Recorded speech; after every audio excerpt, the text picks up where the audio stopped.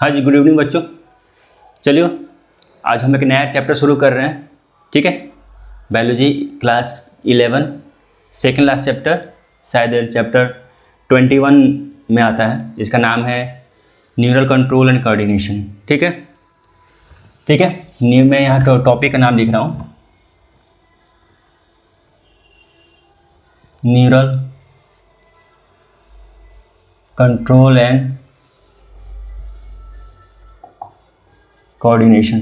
ठीक है, neural control coordination सब बहुत आसान है और आपको तो पता है कि बायोलॉजी का हर टर्म अपने आप में एक डिफिनेशन होता है। तो न्यूरल का मतलब न्यूरॉन्स है, कंट्रोल मतलब कंट्रोल करना। ठीक है, अपने हिसाब से उसे चलाना, जो कहते हैं कंट्रोल करना।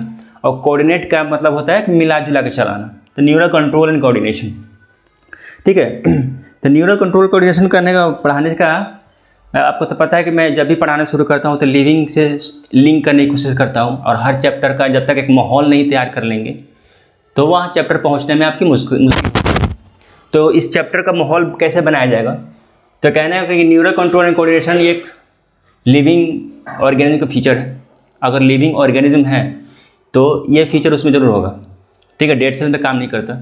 और लिविंग एक ऑर्गेनिज्म में भी क्या है कि जितने भी तरह के ऑर्गेनिज्म हैं, प्लांट को छोड़ के, जो भी प्लांट किंगडम्स है, प्लांट्स में ये सब सिस्टम नहीं होते, कंट्रोल का सिस्टम नहीं होता।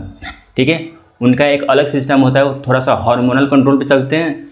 ठीक है, बाकी इन्वायरमेंट का, क्लाइमेट फैक्टर पे प्लांट्स का वो चलता है। लेकिन जो भी एनिमल्स हैं, बड़े एनिमल हो या छोटे एनिमल, छोटे एनिमल में भी सबसे छोटे एनिमल नहीं है। जैसे मैं आपको कहूँ कि आप मुझे विटेकर का क्लासिफिकेशन अगर समझा दें, जो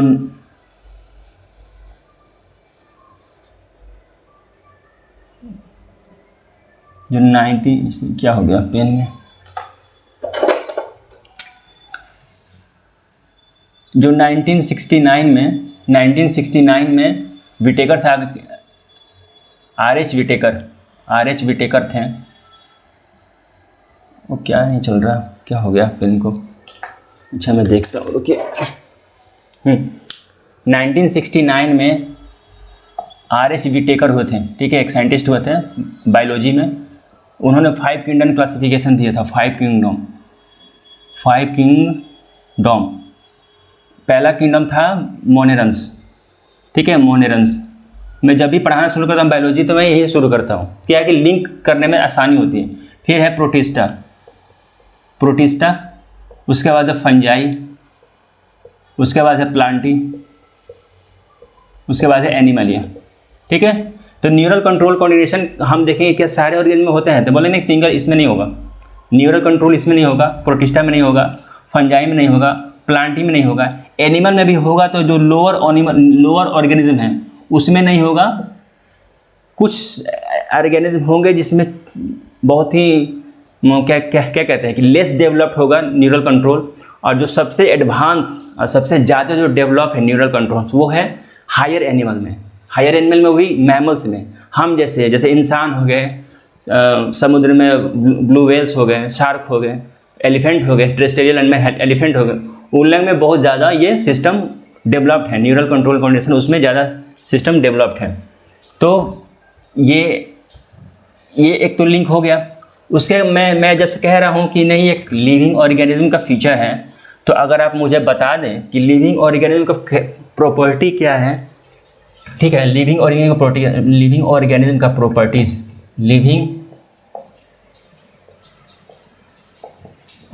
प्रॉपर्टी है। तो पहला है ग्रोथ। ठीक है, ग्रोथ। सेकंड है रिप्रोडक्शन। ठीक है, रिप्रोडक्शन। तीसरा है मेटाबॉलिज्म। चौथा है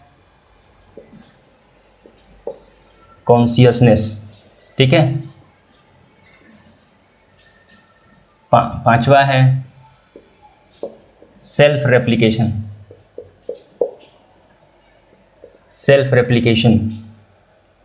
सेल्फ ऑर्गेनाइजेशन,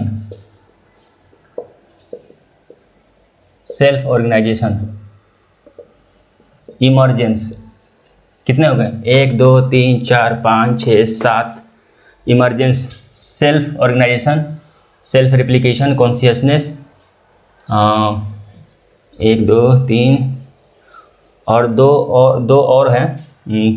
चलिए, तो मैंने 10 पॉइंट लिखवाए थे आपको, 10 पॉइंट है, 10 पॉइंट है जो लिविंग ऑर्गेनिज्म के कैरेक्टरिस्टिक्स होते हैं। तो आप जब आप ये पहली बार चैप्टर पढ़ रहे होंगे तो आपको सब उतना समझ में नहीं आएगा, लेकिन फिर भी मैं आपसे कहूँ कि लिविंग ऑर्गेनिज्म में जो वैज्ञानिक कहते थे कि डिफाइनिंग फीचर्स होनी चाहिए। तो आप सर के बाल मत उखाड़ लेना ये सुन के कि ग्रोथ जो है वो डिफाइनिंग फीचर है ही नहीं। कहेंगे सर क्या मजाक कर रहे हैं, कोई भी लिविंग ऑर्गेनिज्म है, अगर वो बर्थ होता है तो ग्रो होगा सेल डिवाइड होगा, ये तो साइकिल चलते रहता है। तो बोले कि नहीं, ग्रोथ उसका वो डिटेल चैप्टर 1 में मैंने आपको पढ़ाया लिविंग वर्ल्ड में, ग्रोथ उसका रिप्रोडक्शन नहीं, रिप्रोडक्शन भी उसका डिफाइनिंग फीचर नहीं है किसी भी लिविंग ऑर्गेनिज्म का। ये सुन के आप बाल मत उखाड़िएगा अपना सर का, लेकिन ये हकीकत है कि ग्रोथ रिप्रोडक्शन को डिफाइनिंग फीचर नहीं माना गया है, मेटाबॉलिज्म को माना गया है और कॉन्शियसनेस को माना गया है।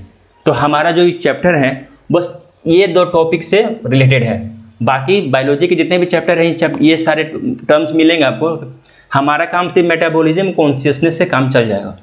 तो हम कॉन्शियसनेस की बात उठाते हैं और कहते हैं कि जितने भी लिविंग ऑर्गेनिज्म है उसमें कॉन्शियसनेस है। ये कॉन्शियसनेस कौन सी बला है? कॉन्शियसनेस कहने का मतलब कि कोई भी लिविंग सेल है तो उसमें कॉन्शियसनेस है। कॉन्शियसनेस, अच्छा, कॉन्शियसनेस जो है वो अधूरा है। कॉन्शियसनेस जो है वो अधूरा है। ये 2 शब्द को मिला के कॉन्शियसनेस कहते हैं। एक है सेंसिटिविटी, तीसरा है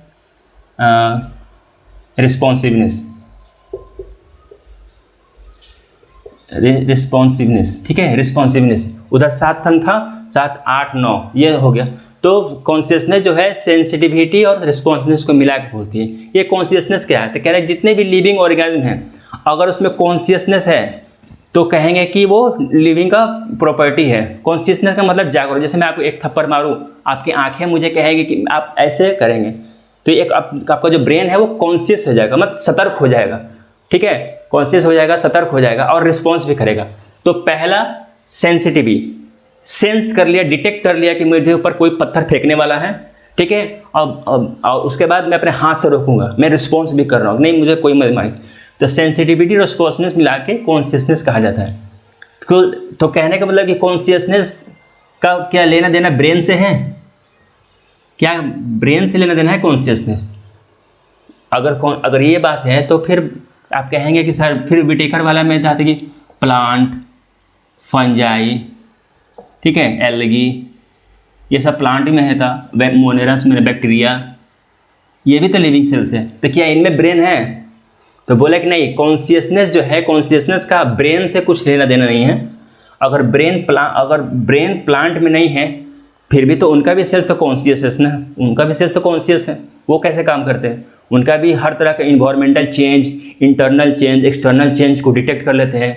अगर ज़्यादा गर्मी हुई तो पानी बचाने के लिए लीफ को कर्ल कर लेते हैं ताकि एवापोरेशन ज़्यादा ना हो, ठीक है। अगर धूप कम हुई तो अपने सेल्स को चौड़ा करके क्लोरोप्लास्ट बढ़ा लेते हैं ताकि हम सनलाइट ट्रैप कर सकें। तो ये सब सारे जो इसमें है कॉन्शियसनेस, इसमें भी देखा था, बैक्टीरिया में भी है। बैक्टीरिया कैसे कॉन्शियस करता है? तो क्या करते, कहता है कि देखता है अगर अनफेवरेबल कंडीशन आया तो खुद को एक सिस्ट बना के एक कवर पैक में कर लेते हैं ताकि ये जिंदा रह सके। फिर फेवरेबल कंडीशन आएगा तो फिर ये प्रोलिफरेट करके, डिवाइड करके फिर अपनी कॉलोनी बना लेते हैं। फंजाई भी वही करता है, एल्गी भी वही करता है। तो इन लोगों में तो ब्रेन तो नहीं है। तो ये ब्रेन ना होने के बावजूद भी ये लोग कॉन्शियस हैं। ब्रेन तो नहीं है फिर भी ये लोग कॉन्शियस हैं। तो कॉन्शियस का एक्चुअल क्या लेना देना है? बोला कि अगर ब्रेन नहीं है तो आखिर, अगर एक तो ब्रेन भी नहीं है ऊपर से आप मल्टी सेलुलर ऑर्गेनिज्म हो, तो यहाँ कहीं तो होगा, कोई तो वो होगा, कोई भी यूनिट तो होगा जो कॉन्शियस का कारण बना होगा। तो वैज्ञानिकों ने कहा कि हाँ, कॉन्शियसनेस का लेना देना सिर्फ और सिर्फ सेल से है, सिर्फ सेल से है। सेल में है, ये है सेल मेम्ब्रेन, ठीक है, ये है सेल मेम्ब्रेन, ये है न्यूक्लियस, ठीक है, ये है न्यूक्लियस और ये है साइटोप्लाज्म। तो इन्होंने कहा कि जो साइटोप्लाज्म है यही हमारा कॉन्शियसनेस का कारण बनता है। यही इसमें होता है मेटाबॉलिक रिएक्शंस, इसमें होती है मेटाबॉलिक रिएक्शंस। और और इसका जो साइटोप्लाज्म है यही कॉन्शियसनेस को जन्म देता है, यही कॉन्शियसनेस को जन्म देता है, मतलब जागरूकता क्या ये साइटोप्लाज्म आता है। इसको ब्रेन से लेना देना नहीं है, ब्रेन से लेना क्या है। तो कॉन्शियसनेस का जो सेल है, मान लीजिए बैक्टीरिया का सेल है, तो इसमें होगी कोई भी खतरा है तो पहला होगा सेंस होगा, खतरे को भाप लेगा, ठीक है। उसके बाद सेंस या डिटेक्ट कर लेगा, ठीक है। उसके बाद होगा कॉन्शियसनेस होगा, उसके बाद रिस्पॉन्स देगा, सॉरी इसके बाद रिस्पॉन्स देगा, ये रिस्पॉन्स देगा। अच्छा, रिस्पॉन्स और सेंस को समझने के लिए आपको एक और टर्म समझना होगा, वो है स्टिमुलस। स्टिमुलस आप लोग थोड़ा बहुत समझते जरूर होंगे कि स्टिमुलस एक्चुअली में है क्या। देखिए स्टिमुलस जो है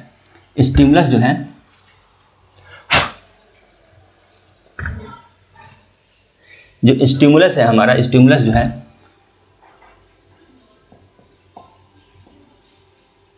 स्टिमुलस क्या है कि any change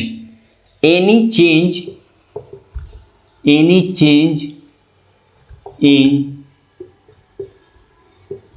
physical, chemical and biological which evoke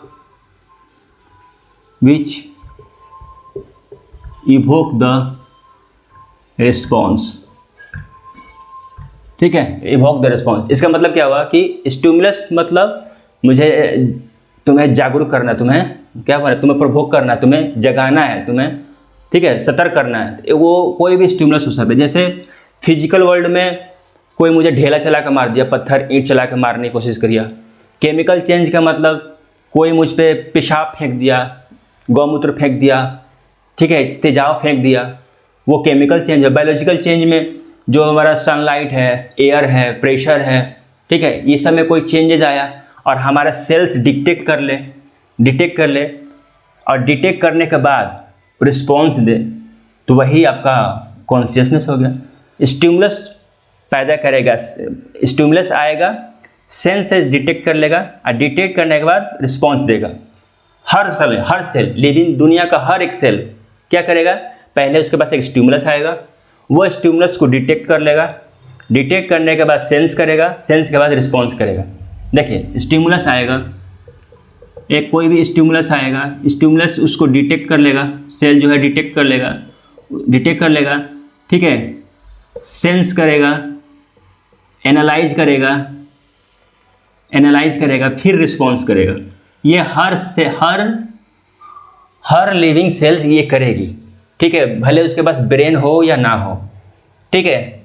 तो कहेंगे कि चलो अच्छा कुछ ठीक है, आप कह रहे हो तो मैं मान लेता हूँ कि दुनिया का हर सेल, लेकिन रिसर्च करते करते हमें एक ऐसा सेल की जानकारी मिली, हमें एक ऐसी सेल की जानकारी करी, उस सेल का नाम है न्यूरॉन्स, ठीक है। एक न्यूरॉन्स का देखा, मैं अभी तक भूमिका बना रहा हूँ चैप्टर का। न्यूरॉन्स ये सेल्स क्या करते हैं, स्टिमुलस इसके पास आता है, स्टिमुलस इसके पास आएगा,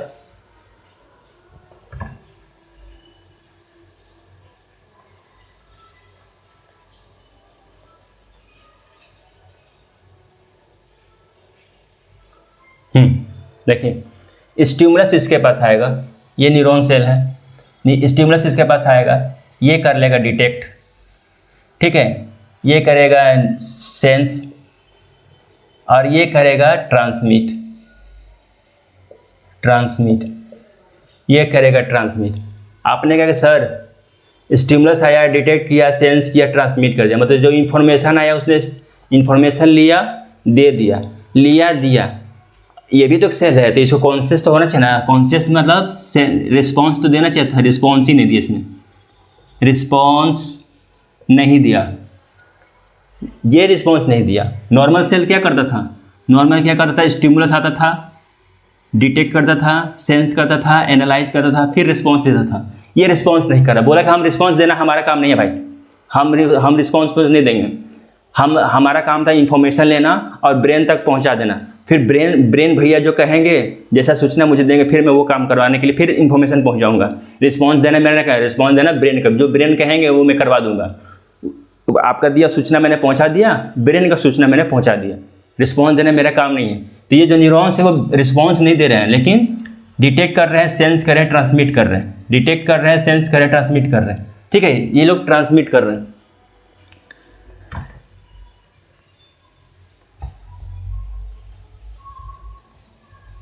ठीक है,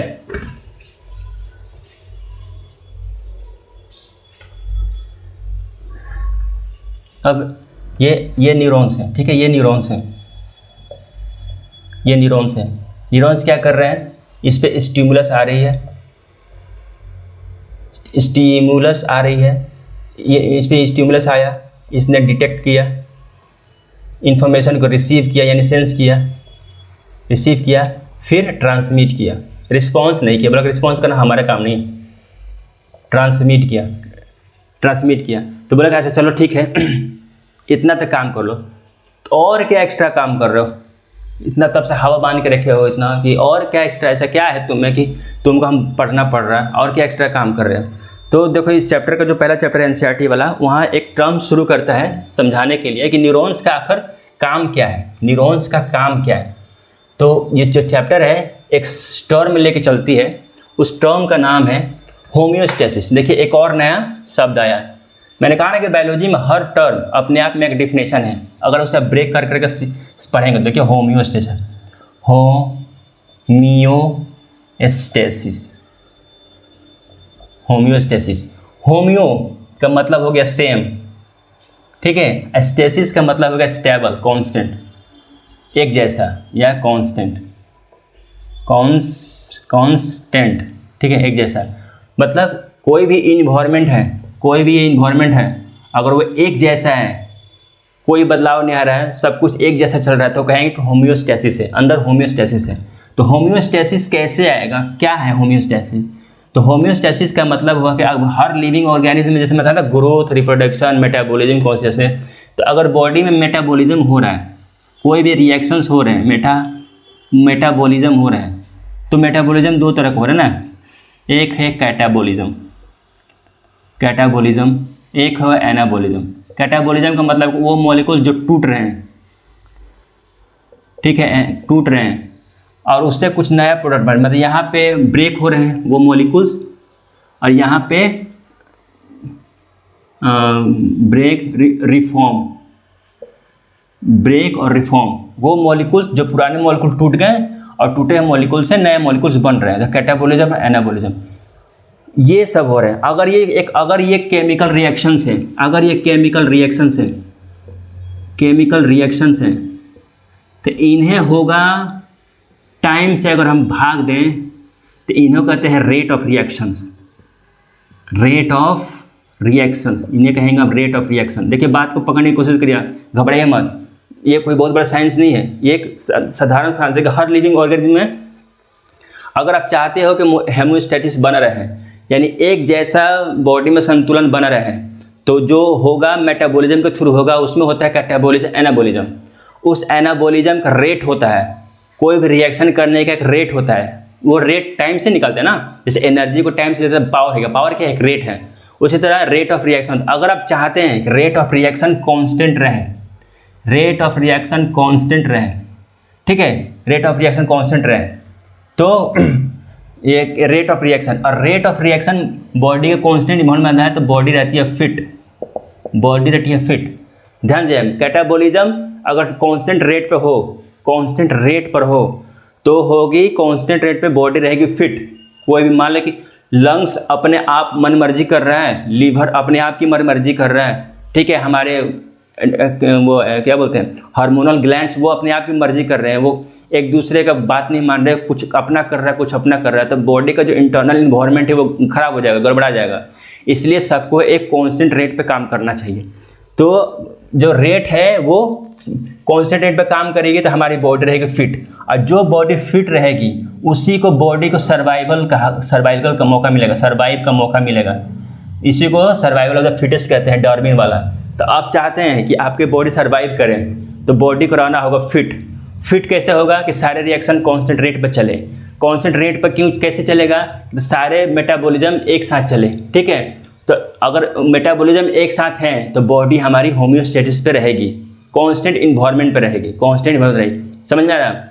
अगर आप चाहते हैं कि बॉडी हम जिंदा रहें, हम सर्वाइव करें, तो हमारी बॉडी को रहना होगा फिट रहने के लिए जितने भी केमिकल रिएक्शंस हैं वो कांस्टेंट रेट पे चले, कांस्टेंट रेट पर चलाने वाला जो मेटाबॉलिज्म है वो मेटाबॉलिज्म होम्योस्टेसिस को जन्म देगी, यानी बॉडी को होम्योस्टेट बना कर रखेगी, एक जैसा बना कर रखेगी, एक जैसा बना कर रहेगी।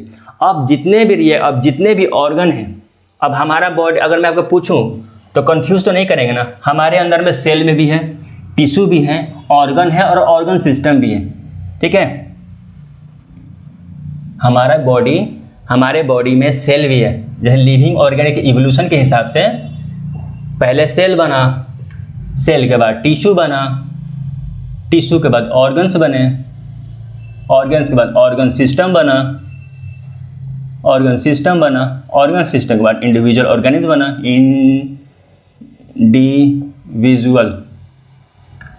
इंडिविजुअल ऑर्गेनिज्म बना। तो हमारे अंदर सेल भी है, टिश्यू भी है, ऑर्गन है, ऑर्गन सिस्टम भी। तो आप चाहते हैं कि सारे ऑर्गन सिस्टम एक कोऑर्डिनेशन में चले, एक साथ चले और बॉडी को होम्योस्टेट रखें, तो हमें एक सिस्टम की जरूरत पड़ेगी, वो है न्यूरल सिस्टम। और उस न्यूरल सिस्टम को कोऑर्डिनेट होना पड़ेगा, माने मिलजुल के एक साथ चलना पड़ेगा। न्यूरल से कंट्रोल करेंगे, वो कोऑर्डिनेट करेगा। न्यूरल से कोऑर्डिनेट का मतलब क्या है? यहाँ कोऑर्डिनेट का मतलब क्या है? कोऑर्डिनेट का मतलब है एक तो इंटरेक्शन, ठीक है, और एक है इंटरेक्शन और दूसरा का है इंटरेक्शन के बाद सही, हाँ, इंटरेक्शन और कॉम्प्लीमेंटेशन।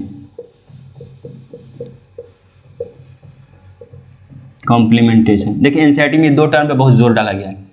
ठीक है, अगर आप बॉडी चाहते हैं कि कोऑर्डिनेट करें, तो कोऑर्डिनेट का मतलब होता है एक तो जितने भी हमारे सिस्टम है, ऑर्गन सिस्टम है, जैसे कि हमारा सर्कुलेटरी सिस्टम,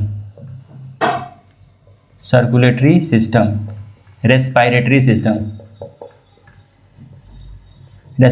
सिस्टम, ठीक है, हमारा डाइजेस्टिव सिस्टम, हमारा इंट्रूमेंट्री सिस्टम मतलब स्किन, इंट्रूमेंटरी सिस्टम। अगर आप चाहते, और भी तरह के सिस्टम, अगर आप चाहते हैं कि सारे सिस्टम एक साथ मिलजुल के काम करें ताकि हमारे बॉडी में होम्योस्टेसिस बना रहे, उसके लिए चाहिए होगा कोऑर्डिनेट। और कोऑर्डिनेट करने के लिए सारे सिस्टम को इंटरेक्ट होना पड़ेगा, इंटरेक्ट होंगे और आपस में काम बांटेंगे, कॉम्प्लीमेंट करेंगे, एक दूसरे काम बांट मिलेंगे, कॉम्प्लीमेंट करेंगे। कॉम्प्लीमेंट करने के बाद हमारी बॉडी रहेगी फिट, जब फिट रहेंगे तो हम करेंगे सर्वाइव। ठीक है, और इन सब सिस्टम को बनाए रखने के लिए हमें जरूरत पड़ी एक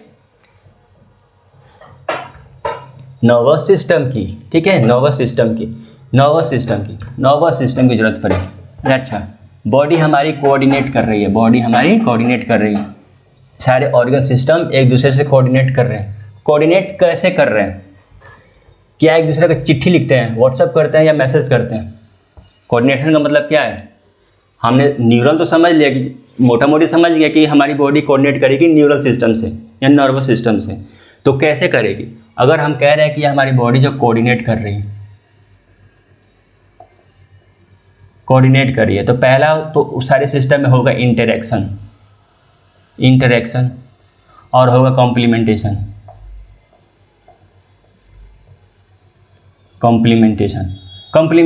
इंटरेक्शन, ये दोनों मिलकर छोड़ेंगे एक मैसेज। ठीक है, एक मैसेज। अच्छा, ये जो मैसेज जो छोड़ेंगे वो दो तरह से छोड़ेंगे, या तो होगा इलेक्ट्रिकल या होगा केमिकल या इलेक्ट्रिकल। ठीक है, केमिकल या इलेक्ट्रिकल। केमिकल वाले क्या करेंगे कि ये केमिकल वाले जो होंगे वो थोड़े फास्ट होंगे और ये पॉइंट टू पॉइंट होंगे। याद रखिएगा, पॉइंट टू पॉइंट होंगे और फास्ट होंगे।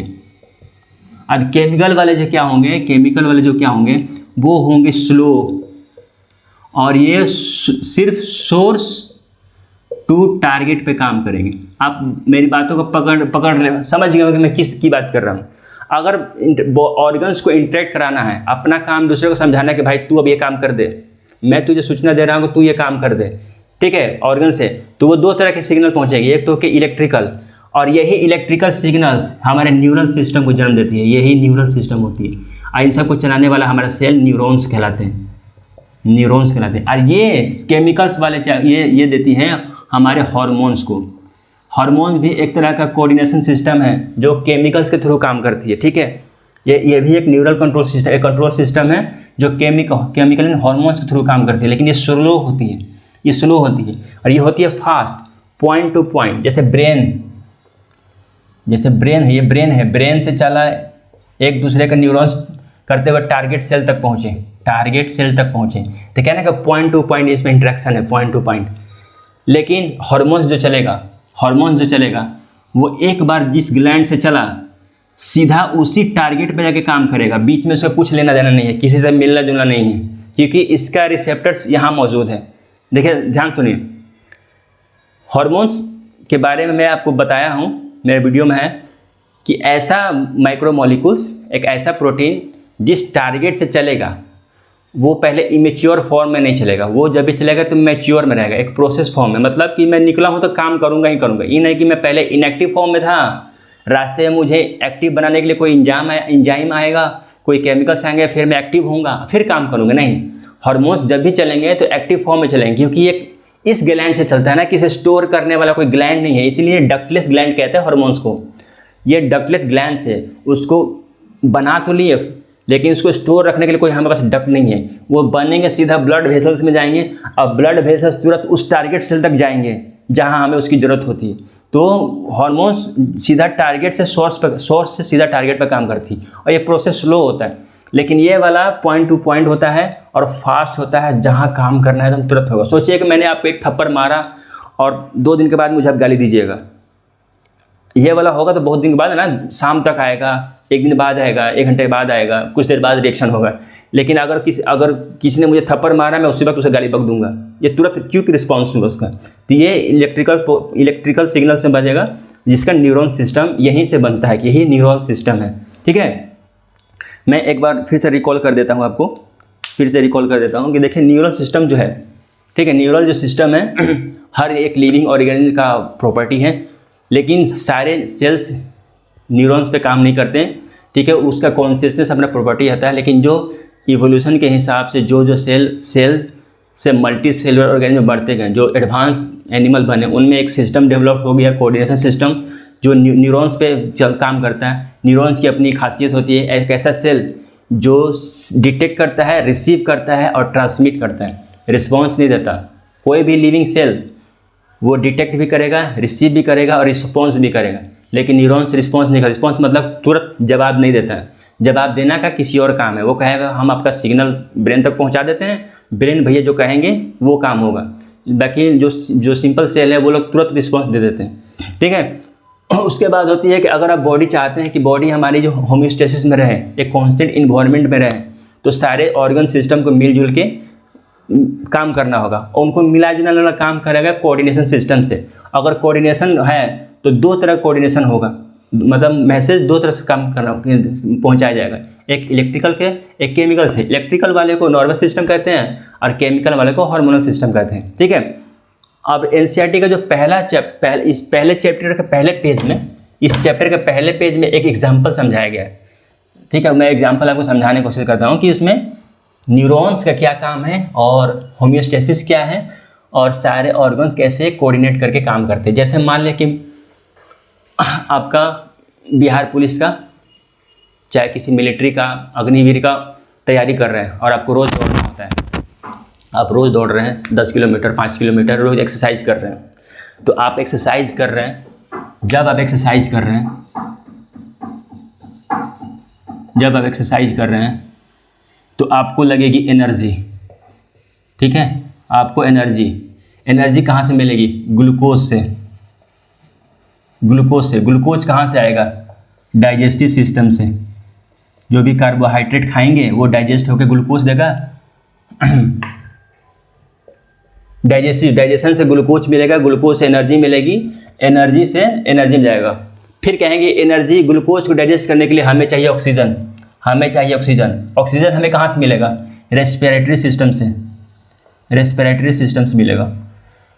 हम एक्सरसाइज किए जा रहे हैं, हम दौड़े जा रहे हैं, हमें पूरा एनर्जी की ज़रूरत है, ठीक है। ऑक्सीजन जो है, ऑक्सीजन पहुंचाएगा इसको एनर्जी को, यहाँ एनर्जी बर्न होगी, ठीक है।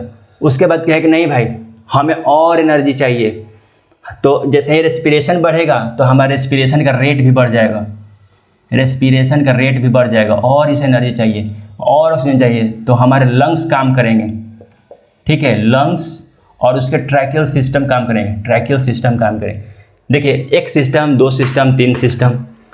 अब ज़्यादा ऑक्सीजन चाहिए तो जल्दी जल्दी चाहिए, ये ना कि परसों आएगा ऑक्सीजन, नहीं, तो हमें चाहिए सर्कुलेटरी सिस्टम, ब्लड वेसल से जल्दी से ऑक्सीजन हमें पहुंचाया जा सके ताकि एनर्जी मिल सके। तो देखिए कितने सिस्टम का, डाइजेशन, ग्लूकोज दिया, रेस्पिरेशन, ऑक्सीजन दिया, सर्कुलेटरी सिस्टम उससे पहुंचा दिया, साथ में न्यूट्रिएंट्स भी दिया, एनर्जी भी दिया, सब कुछ दिया। तो अगर आप चाहते हैं कि ये सारे सिस्टम एक फैशन में काम करें, एक तरह काम करें, कोऑर्डिनेट होकर काम करें, मिलजुल के काम करें, कोऑर्डिनेट होकर काम करें, तो इन्हें कोऑर्डिनेट करने के लिए चाहिए हमारे एक सिस्टम, जिस सिस्टम कहते हैं नर्वस सिस्टम। नर्वस सिस्टम जो बेस्ड होता है वो है न्यूरॉन्स पे, वो हो न्यूरॉन्स पे, और न्यूरॉन्स से हमारे नर्वस सिस्टम का फंक्शनल एंड स्ट्रक्चरल यूनिट है।